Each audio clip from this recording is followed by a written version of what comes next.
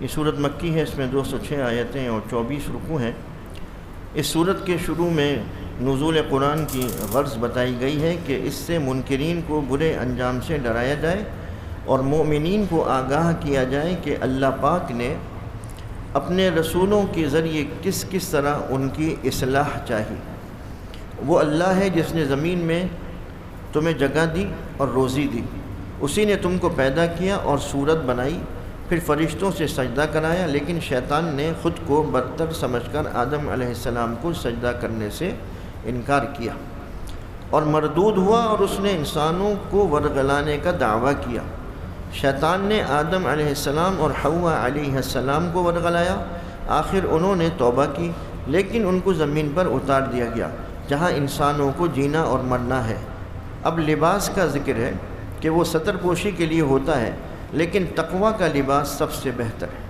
جو تقوی اختیار نہیں کرتے وہ شیطان کے حملوں سے محفوظ نہیں رہ سکتے۔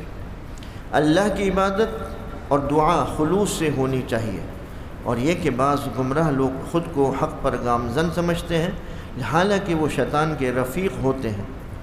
مسجد سے رشتہ رکھنے اور اس سے اپنی زینت یعنی عزت حاصل کرنے کا حکم بھی ہے، اور اسراف سے بچنے کا بھی حکم ہے۔ زینت اور حلال رزق کبھی حرام نہیں، البتہ کفر، نفاق، ظلم، تکبر اور شرک وغیرہ حرام ہے۔ انبیاء علیہ السلام اللہ کی آیت لے کر آئے ہیں، اس لیے جس نے تقوی اختیار کیا اور اپنی اصلاح کی اسے کوئی خوف اور غم نہیں ہوگا، لیکن جنہوں نے اللہ کی آیتوں کو جھٹلایا وہ ہمیشہ کے لیے دوزخی ہیں اور وہ جنت میں نہیں جا سکتے۔ جس طرح کہ ایک اونٹ سوئی کے ناکے میں نہیں جا سکتا، پھر اہل جنت اور اہل دوزخ کا مکالمہ ہے کہ جنت والے کہیں گے کہ کیا تم نے دیکھ لیا کہ پروردگار کا وعدہ کتنا سچا ہے؟ تو اہل دوزخ کہیں گے کہ ہاں دیکھ لیا۔ اصحاب اعراف اور اصحاب جنت کا مکالمہ بھی ہے کہ اصحاب اعراف جنت کے امیدوار ہوں گے اور اہل جنت سے پکار کر کہیں گے کہ سلامتی ہو تم پر، اور جب وہ اصحاب اعراف دوزخیوں کو دیکھیں گے تو کہیں گے کہ اے رب ہم کو ظالموں کا ساتھی نہ بنا۔ اہل جنت، اہل دوزخ اور اصحاب اعراف کے کچھ مکالموں کے بعد ذکر ہے کہ جنت والے کس قدر آرام و آسائش کے ساتھ رہیں گے اور دوزخ والے کتنی تکلیفوں میں ہوں گے، اور ہمیشہ کے لیے یہی صورت ہوگی، اور اس دنیا میں واپسی کا سوال ہی نہیں ہوگا، اور اس دن معلوم ہوگا کہ اللہ نے اپنے رسولوں کے ذریعے جو پیام دیا تھا وہ کتنا سچا تھا۔ اب ارشاد ہوتا ہے کہ آسمانوں اور زمینوں کو اللہ نے 6 دن میں بنایا، اور وہ عرش پر ہے۔ رات اور دن، سورج، چاند اور تارے سب اس کے حکم پر ہیں، اسی لیے صرف اسی کو گڑ گڑا کر پکارو اور زمین میں فساد نہ کرو، اور پکارو اللہ کو خوف اور توقع کے ساتھ۔ اللہ نے کیا کیا نعمتیں عطا فرمائی ہیں ان کا شکر ادا کرنا چاہیے اور قرآن کی آیتوں پر عمل کرنا چاہیے۔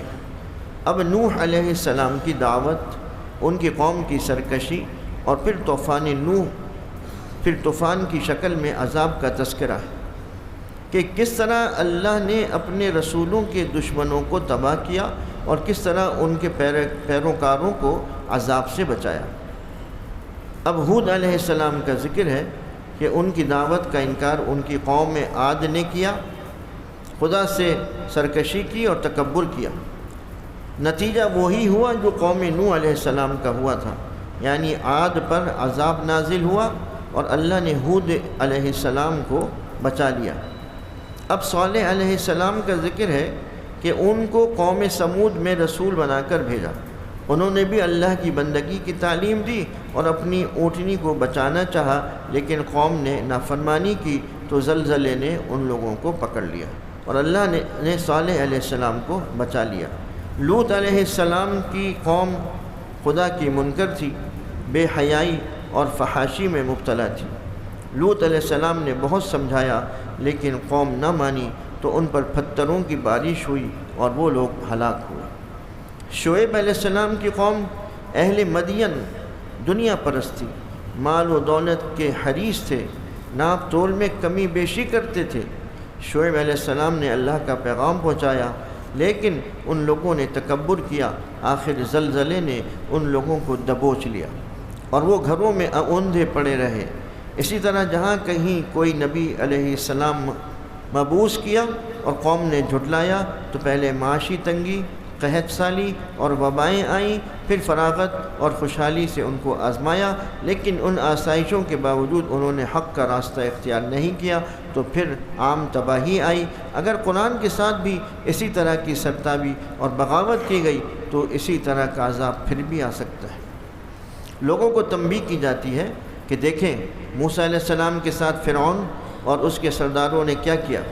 موسیٰ علیہ السلام سے نشانی طلب کی گئی، انہوں نے اپنا عصا ڈالا تو وہ اژدہا بن گیا، اور ہاتھ نکالا تو وہ سفید نظر آیا، لیکن یہ نشانیاں جادو سمجھی گئیں اور ان کے مقابلے میں جادوگر بلوائے گئے، لیکن وہ سب ہار کر سجدے میں گر پڑے اور اللہ کی ربوبیت کے قائل ہو گئے۔ لیکن فرعون نے سرتابی کی اور موسیٰ علیہ السلام کو علیحدہ کرنا چاہا تو اس کے سرداروں نے اعتراض کیا، تو اس نے دوبارہ قصد کیا کہ بیٹوں کو قتل کرے اور بیٹیوں یعنی عورتوں کو زندہ رہنے دے۔ پھر موسیٰ علیہ السلام نے اپنی قوم کو نصیحت کی کہ وہ اللہ سے مدد مانگے۔ ادھر فرعون اور اس کے ماننے والوں پر قحط سالی ہوئی تاکہ وہ کچھ اصلاح پائیں، لیکن ان کا حال تو یہ تھا کہ جب کوئی بھلائی ان کو حاصل ہوتی تو سمجھتے کہ وہ ہمارا حق ہے، اور تباہی آتی تو کہتے کہ موسیٰ علیہ السلام کی وجہ سے۔ آخر ان پر طوفان، چڈی، مینڈک وغیرہ کا عذاب آیا تو کہنے لگے کہ موسیٰ علیہ السلام تم اپنے رب سے دعا کرو کہ ہم اس عذاب سے بچ جائیں، پھر ہم لوگ تم پر ایمان لے آئیں گے اور تمہاری قوم بنی اسرائیل کو چھوڑ دیں گے۔ لیکن جب ان پر سے عذاب ہٹ جاتا تو وہ پھر سرتابی کرتے۔ آخرکار ان سب کو غرق کر دیا اور بنی اسرائیل کے لیے نیکی اور بھلائی کا وعدہ پورا کیا گیا۔ لیکن بنی اسرائیل جب دریا کے پار ہوئے تو ایک بت پرست قوم کو دیکھ کر خود بھی بت پرستی کے خواہش مند ہوئے۔ موسیٰ علیہ السلام نے ان کو ڈرایا اور اللہ کے انعامات یاد دلائے۔ پھر موسیٰ علیہ السلام کوہ طور پر گئے، 40 دن کا اعتکاف کیا، تورات ان کو دی گئی۔ اسی موقع پر انہوں نے اللہ کا جلوہ دیکھنا چاہا تو جواب ملا کہ تم نہیں دیکھ سکتے۔ لیکن جب تجلی کا ظہور ہوا تو پہاڑ ٹکڑے ٹکڑے ہو گیا اور موسیٰ علیہ السلام بے ہوش ہو گئے۔ پھر جب آپ کو افاقہ ہوا تو آپ کو رسالت اور وحی کی الواح حاصل ہوئیں۔ آپ کے کوہ طور پر جانے سے قوم گو سالہ کی پرستش میں مبتلا ہو گئی۔ آپ اپنے بھائی ہارون علیہ السلام پر ناراض ہوئے کہ ان کی موجودگی میں ایسا کیوں ہوا۔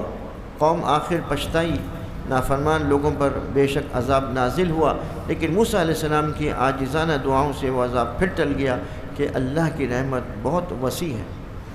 تورات کی اس پیشن گوئی کا ذکر بھی آیا ہے کہ حضور انور صلی اللہ علیہ وسلم نبی امی تشریف لائیں گے اور انہی کی پیروی میں قیامت تک فلاح و نجات ہے، اور یہ کہ وہ کسی خاص قوم، کسی خاص خطے اور کسی خاص زمانے کے لیے نہیں ہے، بلکہ ہر زمانے اور تمام انسانیت کے لیے ہیں۔ موسیٰ علیہ السلام کی قوم میں بعض صالح اور ایماندار لوگ بھی تھے اور عموماً نافرمان تھے جن پر عذاب ہوا تھا۔ بعض عذاب ایسے بھی تھے کہ صورت مسخ کر دی گئی تھی۔ حق کی طرف پکارنے والے کا کام محض تبلیغ اور نصیحت ہے، کوئی مانے یا نہ مانے وہ اس کا ذمہ دار نہیں۔ بنی اسرائیل کی دنیا پرستی اور حب جاہ و مال کا ذکر بھی ہے کہ آخرت کے بجائے دنیا کو پسند کرتے ہیں، جس کا نتیجہ بہت عبرتناک ہوا کرتا ہے۔ اب ذکر ہے کہ ازل میں انسانوں نے توحید کا اعتراف کر لیا تھا، جبکہ اللہ نے ان سے فرمایا تھا کہ کیا میں نہیں ہوں رب تمہارا۔ پھر ان لوگوں کی مثال بتائی ہے کہ جو مال و دولت اور دنیا پرستی میں لگے رہتے ہیں کہ وہ کتے کی طرح ہیں، جو ہر حال میں اپنی زبان نکالے ہوئے ہانپتا رہتا ہے، خواہ وہ بھوکا ہو یا نہ ہو۔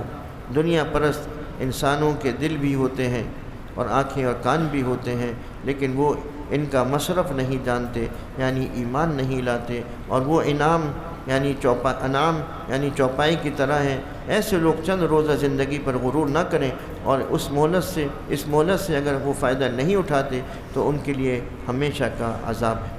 محمد صلی اللہ علیہ وسلم کو جنون نہیں ہے، وہ تو اللہ کی طرف سے ڈرانے والے ہیں قیامت کا علم اور غیب کا علم سب اللہ کے لیے ہے، اور محمد صلی اللہ علیہ وسلم نذیر و بشیر ہی ہیں، اور سارے انسان ایک جان سے بنائے گئے ہیں اور ان کے لیے ہدایات ایک ہی ہیں۔ البتہ لوگوں نے من گھڑت باتیں شرافت اور فضیلت کے لیے بنا لی ہیں، اور شرک کرنے والے تو ایسے معبود بناتے ہیں جو کچھ نہیں کر سکتے۔ غیر اللہ کو پکارنے والے کبھی کامیاب نہیں ہو سکتے، وہ شیطان کے بھائی ہیں جو گمراہی کی طرف چلے جا رہے ہیں، اور رسول صلی اللہ علیہ وسلم پر بھی اعتراض کرتے ہیں۔ اب ارشاد ہے کہ جب قرآن پڑھا جائے تو سنو اور خاموش رہو تاکہ تم پر رحم ہو، اور تم اللہ کو یاد کرو دل میں اور گڑ گڑاتے ہوئے اور ڈرتے ہوئے اور خاموشی کے ساتھ، اور تم غافل نہ بن جاؤ۔ اللہ کو یاد کرنے والے تکبر نہیں کرتے اور یاد کرتے ہیں اللہ کو اور اسی کو سجدہ کرتے ہیں۔ وآخر دعوانا ان الحمد للہ رب العالمین۔